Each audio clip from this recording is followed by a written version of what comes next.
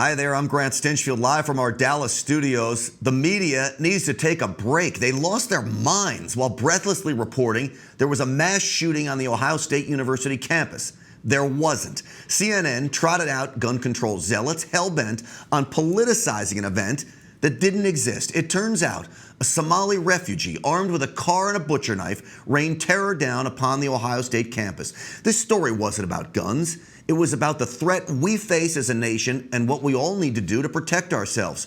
By evening, the cable outlets dropped coverage of the attack. They refused to cover a huge story that affects us all. The possibility that this attacker was a holy warrior, a jihadist.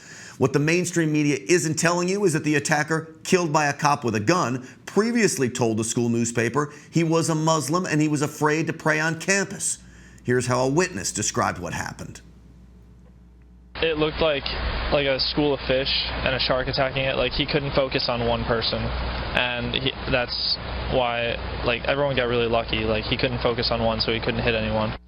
Listen, this attack comes just days after ISIS issued an all-call to would-be terrorists. In a video to wannabe jihadists, the terror group called for sympathizers to travel to Iraq and Syria to join the fight. If they couldn't do that, ISIS called on its supporters to attack America on our home soil any way they can. That part of the story is not being reported. Why?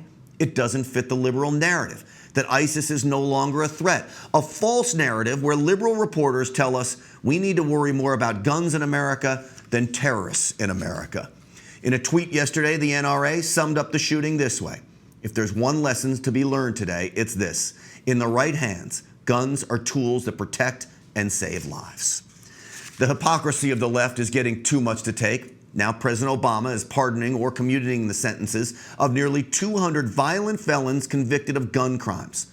Remember, this is a president who consistently calls for more gun control laws. He vilifies gun owners and does everything in his power to ban them and other law-abiding Americans from purchasing guns. Take the case of Richard Reed, a two-time felon. When agents searched his home, they found 2 illegal guns with multiple rounds of ammunition, crack cocaine packaged in bags to sell, powdered cocaine, and a scale. Obama commuted his 25-year sentence, insisting he's done enough time. It's a crusade against criminal justice. Apparently for the president, gun control only matters when he wants it to.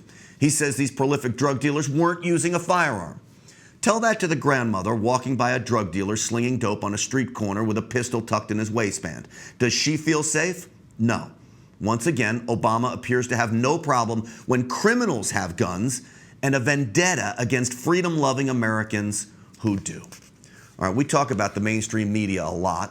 The reason? Because they're dishonest and downright dirty. They will stoop to levels so low, it's time the American people find new sources of information.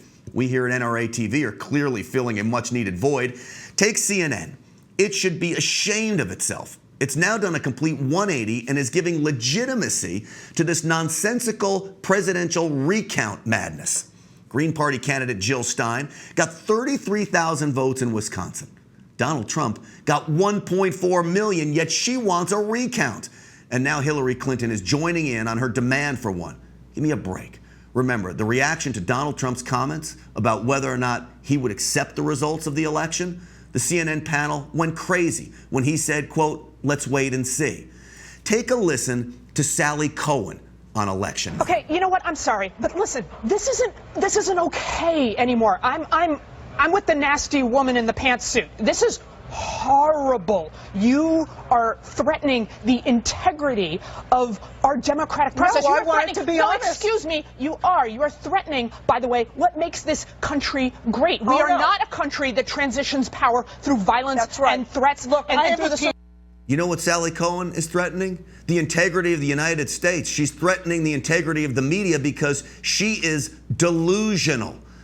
Now, Hillary Clinton is doing exactly what she called out Donald Trump for. You see, Hillary Clinton is the one that is orchestrating all of this recount nonsense. She's the one that quietly operates behind the scenes. How do I know this? Because she has a history of operating behind the scenes and letting other people do her dirty work for her. Listen to Van Jones on election night. that he will not stand in front of his own country, in front of his own nation, and say that he respects the process and the outcome. That is an outrage. The appalling lack of patriotism from this man. No, the appalling. Let him finish. No, the appalling lack of patriotism from this man. Lack of patriotism? That he will not stand in front of the country? If you remember, Van Jones, just a few hours after that ridiculous comment, your candidate, Hillary Clinton, refused to stand in front of the country and admit defeat. Now we have an election that is overwhelmingly agreed upon. Nobody has called this election into question. Yet Hillary Clinton backs this Democratic nonsense about Russian hackers somehow swaying our election process? Not a chance. John Oliver, dare we play more?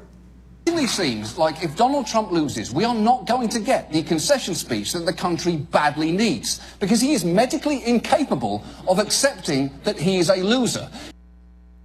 He is not a loser. Hillary Clinton was the loser. The media needs to get on board. They talk about being anti-patriotic. When you call into question every single thing that this president-elect does and his transition team does, it's the media that is trying to destroy our republic. They are trying to tear it down piece by piece by sending you false information. It started 2 years and longer before election night, and it continues to this day. I'm Grant Stinchfield for NRATV.